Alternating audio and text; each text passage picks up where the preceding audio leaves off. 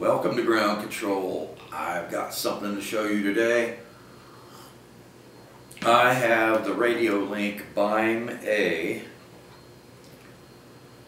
version 2 gyro. Up to this point, I've only flown it with the version 1. This is courtesy of Radiolink. I want to thank them much for sending this for review. But up to this point, I've only used the V1 Radiolink Byme-A gyro. If you guys have watched any of my videos, you know that I really like this gyro and I highly recommend this gyro. It is truly plug and play. It's tiny, it's lightweight.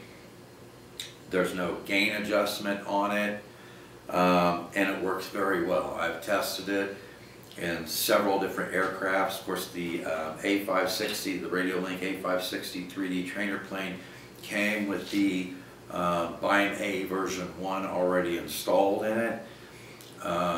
Future shipments of the A560 will come with the V2 gyro in it instead of the V1. I have tested this and I currently have one in my Eachine Flying Fish. It works absolutely fantastic. I also wanted to test it in some larger planes, not just some sub 250 gram planes, so I also put one in my Volantex Ranger G2 1.2 meter pusher motor glider. It worked fantastic in that as well. I have tested it in my Eachine 50 millimeter EDF jet. It was a kit that I converted to a pusher motor and prop. It currently has a Byme-A gyro in it. It works really well in that one. The Byme-A gyro, there's one caveat, and it's the same with any gyro, is if you have a tight space to fly in and your plane doesn't have a rudder, it's only 3-channel, you know, aileron, elevator, and throttle, like my Eachine F-16 EDF jet, or I also tested in the Eachine Micro Skyhunter. If you're wanting to fly it in a tight space without a rudder, flying it in fully stabilized mode, you are going to have a pretty wide turn radius, and that's going to be that way with any gyro, where you can't go in and adjust bank angle on it, you know, for gyro correction. So be aware of that. If you're flying in a tight space, it's going to work much better with a full 4-channel plane that has a rudder. The rudder is unrestricted. The gyro will correct the rudder to keep the plane level and flying, you know, nice and straight, but it's not restricted on angle. So you can use the rudder to really turn the plane very tight if you're flying in a small space. So be aware of that. Okay, but for the purposes that I use it for, I fly mostly in gyro mode, which is wind mitigation mode. I don't fly very much in full stabilized mode. So I use it for wind mitigation and as a parachute button if I need to right the plane, if I need the gyro to correct the plane really fast. I use it as a parachute button.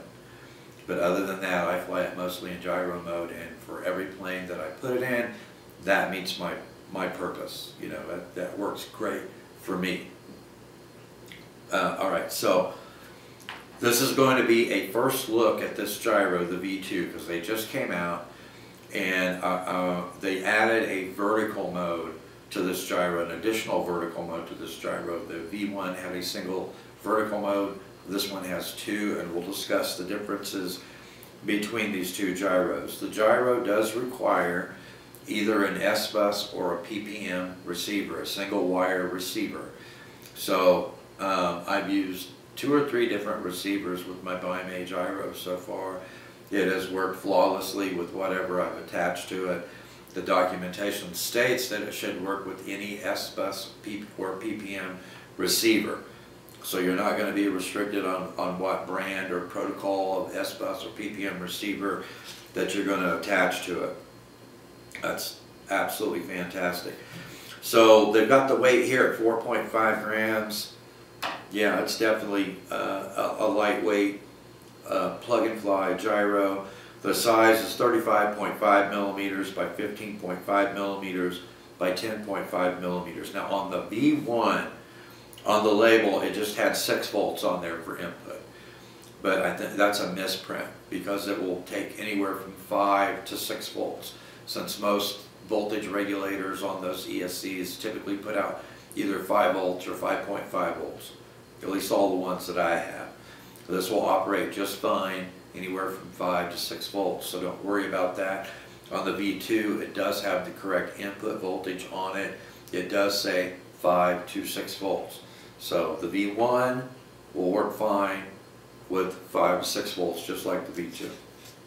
All right, so there are 2 different channels that it listens to for its gyro modes, and that is channel 5 and channel 7. On channel 5, you need a 3-way switch for the Byme-A V2 gyro, and in channel 7 you want to put it on a 3-way switch for the V2. On the V1 you could just put that on a 2-position switch, since there was just one vertical mode. But if you want to be able to use both vertical modes and the Acrobat mode, you're going to need to put channel 7 on a 3-position switch as well. Okay, so this gyro is truly plug and fly. The only adjustment that you have to make to it is it has a phase button, a little black button in the center on the front. You want to make sure that's the front of the gyro, so you want to make sure that the gyro is facing toward the front of the aircraft. The little black button, the face button on the front, should be pointing toward the nose of the aircraft. It doesn't matter if you mount it right side up or upside down. When the gyro initializes, it will determine what orientation it's in, either right side up or upside down. It'll work fine in either one of those orientations. But the phase button is to correct if the gyro is correcting the control surfaces in the wrong direction. So if I tilt the plane to my left, you're right, and the left aileron comes up, the gyro is correcting in the wrong position. So in order to correct that, in order to change the direction in which the gyro is correcting the control surfaces, for the aileron, I just push that face button once, and that will switch the direction in which the gyro is correcting the ailerons. The number of times that you push the button corresponds to the channel that you're correcting. The ailerons are on channel 1 on the gyro, so pushing it once will correct the direction of the ailerons. Pushing it twice will correct the direction of the elevator. You're not going to correct the throttle, so the next control surface will be the rudder. The rudder's on channel 4, so you're going to click that button 4 times, and then that will correct the direction in which the rudder is being moved for the gyro. Once you do that, if you have to correct any of those control surfaces in which the gyro is correcting the airplane, you want to make sure that you put it in manual mode after you've corrected that, and make sure that in manual mode your directions are still moving in the proper direction with your sticks on your transmitter. There's been a couple of times where I've changed phase on the direction in which the gyro was moving the control surface. I had to go back and then I had to reverse the channel in the transmitter in manual mode. Okay, so because those channels are being supplied to your control surfaces via the gyro. So make sure that it's correcting in the proper direction, and then also make sure your stick is moving them in the proper direction. That's really the only, other than setting up the switches for the different gyro modes, that is the only adjustment you may have to make on this gyro. And typically, if there's anything that I have to correct, I think so far it's only been one axis, either the roll or the pitch or the yaw axis. I don't think I've ever had to correct more than one of those. So be aware of that. All right, so now I'm going to go through, and now that we've discussed everything about the gyro, and I wanted to go over some detail for those of you who are not familiar with this gyro, I'm going to go ahead and put some pictures up on the screen so you can see a close-up, so you'll be able to see the phase button on the front of it and the label and everything on the gyro. So I'll put that up on the screen right now. Okay, so now that you've seen a close-up of the Byme-A gyro, what it looks like, I want to go through the different gyro modes, and I want to go over each one in the order of function of the gyro modes. I think that would be the easiest way to understand it. So, in the first mode, and I'll be putting up slides so that you can see what I'm talking about. The first mode is going to be stabilized mode. In stabilized mode, you have angle restriction on roll and pitch. In other words, on aileron and elevator. So you're not going to be able to roll the plane, you're not going to be able to loop the plane, and the gyro will automatically level the plane for you when your sticks are centered. As I stated before, you have no restriction on rudder or yaw axis. So it will correct the rudder, but it will not restrict the angle.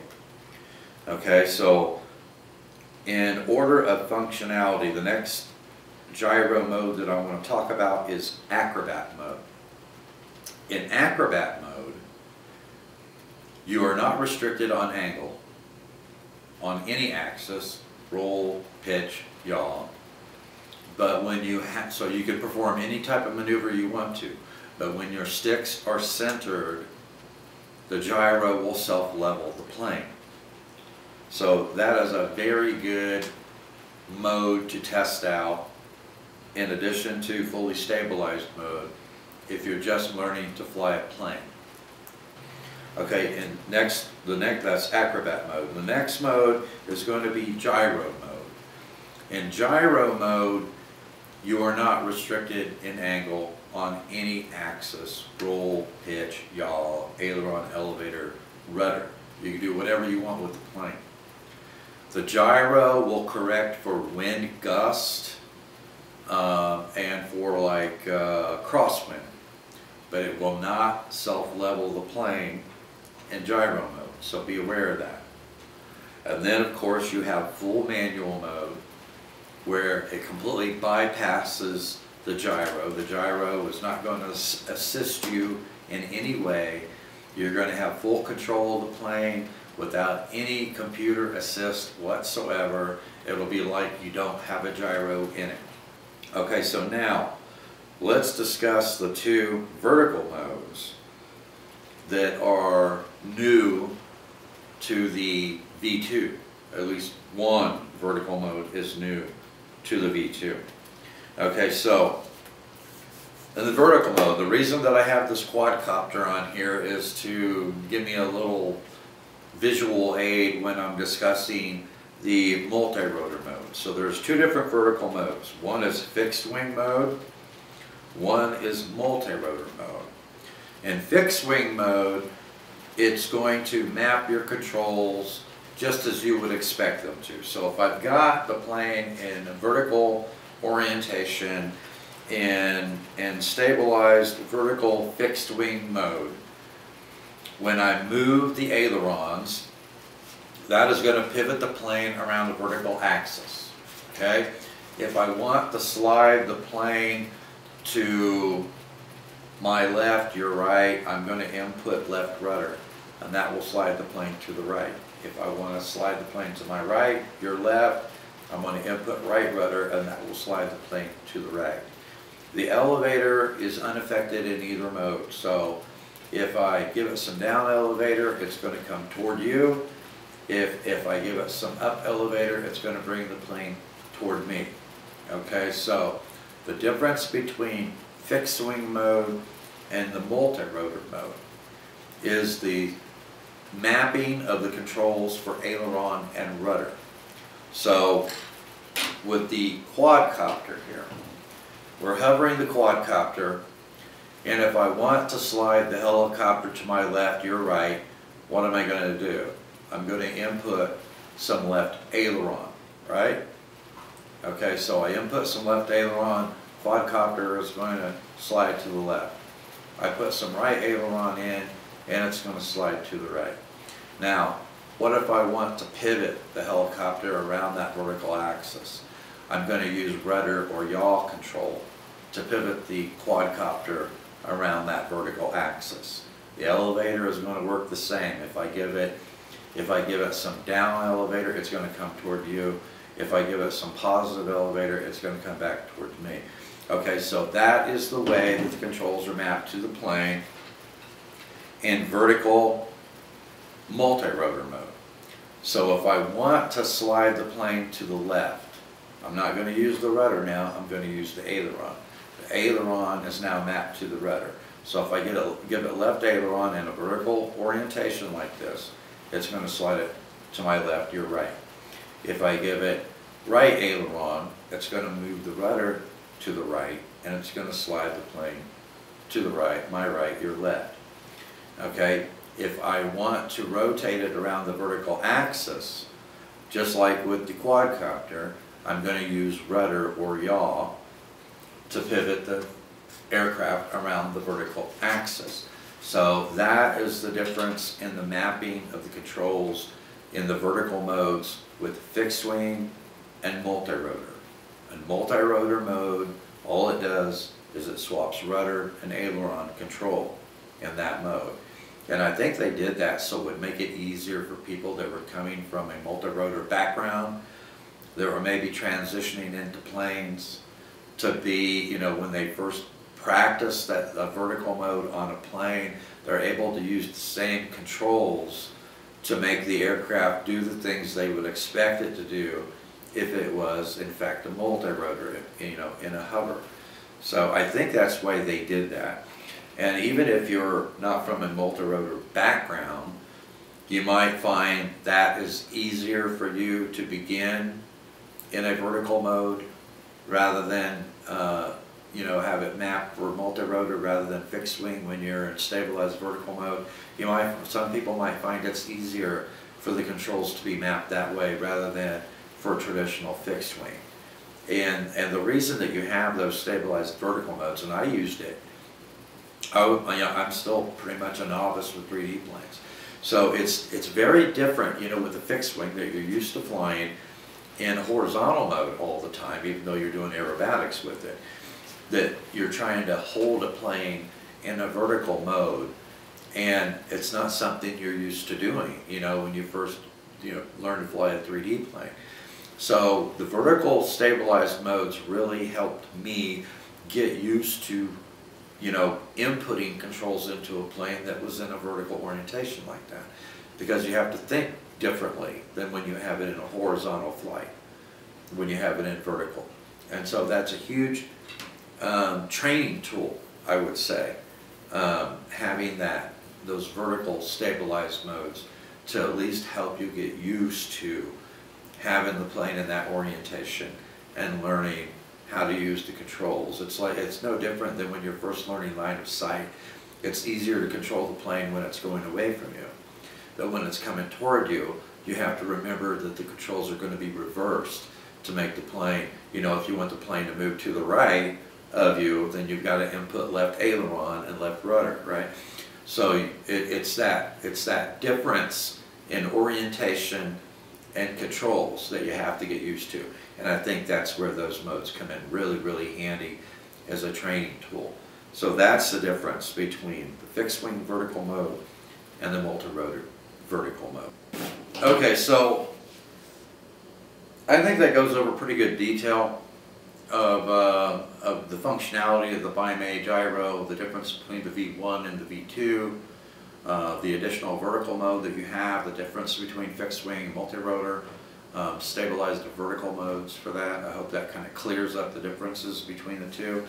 The other thing I wanted to remind you of is that they not only have the Byme-A gyro, but they also have the Byme-D gyro. And the Byme-D gyro is specific to elevon-only controlled aircraft. So I'll give you some examples of aircraft that the Byme-D gyro is designed for, rather than the Byme-A. Wings.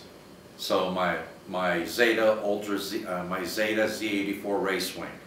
That's where the Byme-D comes in handy because it's elevon controlled only. My Eachine Mobula Delta wing is another example. My two GFS DIY F-22 park jets, my micro and my mini, both of those aircraft are elevon only. And that's what the Byme-D gyro is designed for, elevon only. I also have two EDF jets, that are Elevon only control. That is the Zeta Ultra Z Blaze and the Zeta Ultra Z Astro.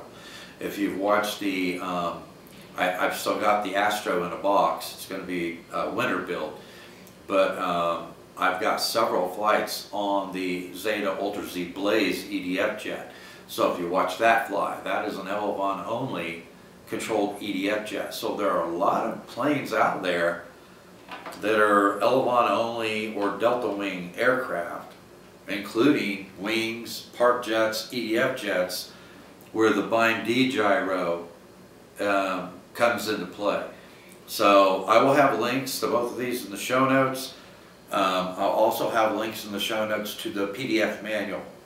There's a manual, there's a page that has the V1 and the V2 manual. So I recommend that you download, if you already have the V1 and you don't have the V1 manual, download the V1 manual, download the V2 manual, and then you'll see what I was explaining in the video, the difference between the two. If you're new to the Byme-A gyro and you're looking at purchasing one, you're going to get the V2. Don't forget to download the manual and take a look at it. It's a huge help. A lot of the slides that I showed you in the video were directly out of the manual for the V2. So I think they explained it in the manual very well. I didn't have any problems understanding, what they were conveying in the manual. So anyway, that's the first look. Stay tuned. I will be putting the V2 into the Radiolink A560, and we will take it out and we will demonstrate those modes on a flight demonstration. Weather permitting, I'm hoping to be able to publish that one day next week. So thanks for watching, and I will see you in the air.